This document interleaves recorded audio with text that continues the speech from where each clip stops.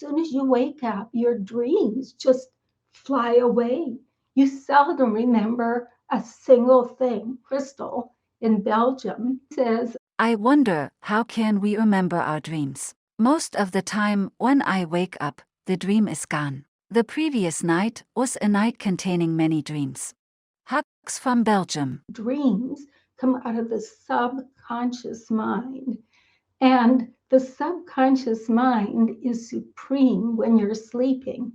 But as soon as you wake up, your conscious mind becomes supreme. And the subconscious mind becomes sub or under the conscious mind. And that's why the subconscious mind is still working. It's just that your impressions, what you see, what you feel, what you smell, all your sensations come roaring in and take precedence over what's coming from the subconscious mind. It's not that the dreams are gone, it's the memory and awareness of them is gone.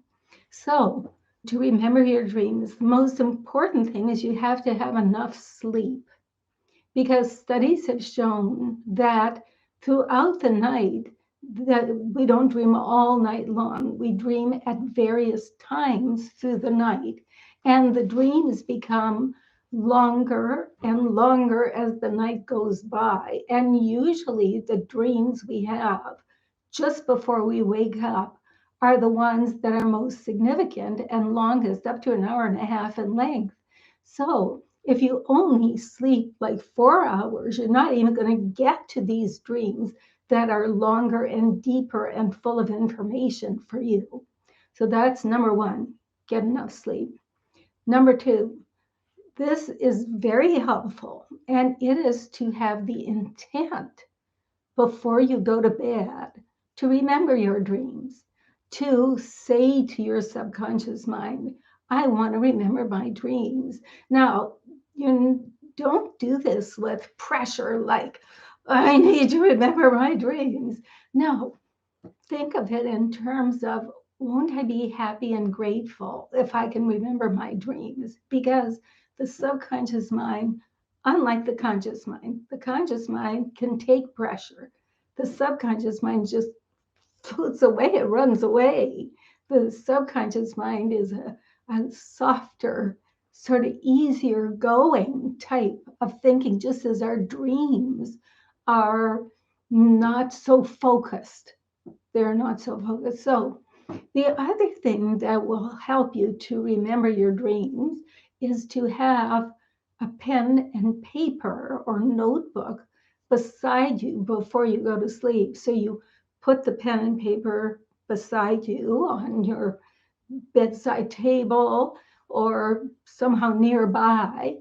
And so you're showing yourself your intent to remember your dreams. And let me show you, this is my dream journal, okay? Because people think that if you have a dream journal, it's got to be something fancy. But heck, I've been remembering my dreams and writing them down and interpreting them since I was 17. It's just like this kind of book I get when I go to the grocery store, okay? Now, some people like to have a smaller book, like this little booklet here. They'd rather have something like that. And other people, if you go to Barnes and Noble, there's a whole wall of journals there. I mean, a whole big wall. And here's this kind of fancy, more expensive kind of journal that you can get. Um, I actually had this for years and I've never used it. And I think it's because this one's actually heavy and it's awkward. It's hard to turn those pages because of these big sparrows. So here I bought myself this beautiful fancy book and I never use it. And it's just easier for me to use this one. Now, some people don't write on an actual journal. I knew a woman who preferred to write everything on her computer. Now, to me, that's too great of a disconnect from waking up and then getting my computer. Now, I'm assuming her computer must have been right beside her. And then she would just write the dream on the computer right away. And she said that that worked really well because then she could do a search for symbols to see if she had dreamt about that dream before. That's interesting. Now, something else that people suggest that you do is that you make a recording, say on your phone. So here's my phone. So they would then just record, say the dream on their phone. Now, I tried that for a while and doesn't work, not for me, because I would just record them and then I would never write them down. And it just got to be such hard work because then you have to transcribe. And I guess there's software that then will transcribe it for you. It was too much for me. It's so much easier just to write it in the journal. So, to help you remember your dreams, when you wake up, see if you can just lay there for a little while and don't move, because any kind of movement or thinking about what's the day going to be. And I got to admit, I'm one of these fortunate people. I wake up without an alarm clock, and I wake up most days sometime between 5 and 6. It's not like I wake up at 1 in the afternoon. I wake up early and I don't need an alarm clock. So the thing is, if you need an alarm clock to wake up, that's often jarring enough that it squelches the memory of the dream. If possible, have the alarm clock nearby so you can just tap it and just lay there for a while without moving and let the impressions of the dream come forward. And now I'm thinking specifically about you, Kristl, because you said you knew your previous night was a night filled with dreams, but when you wake up, the dream is gone.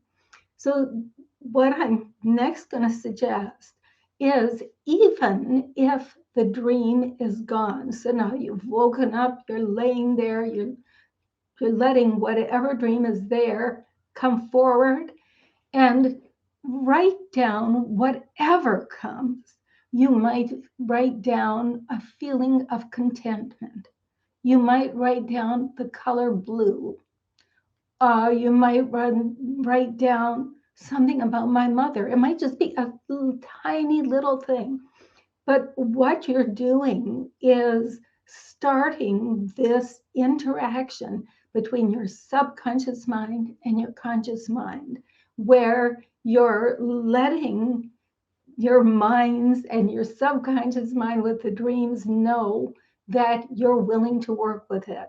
And you'll find that if you do this for a number of days or weeks, eventually you're going to remember more and more and more, because you're showing the subconscious mind you care about what it's got there for you. Have enough sleep, have the intent before you go to bed to remember your dreams. Have a pen and paper or notebook beside you before you go to sleep. Today, we've gone into sort of the mechanics of it, but I'm going to go deeper into the relationship between the conscious and the subconscious mind and how it helps you to understand and interpret your dreams. If you enjoyed this, please just tap the like button, and I was delighted to have you here with me today. Toodaloo.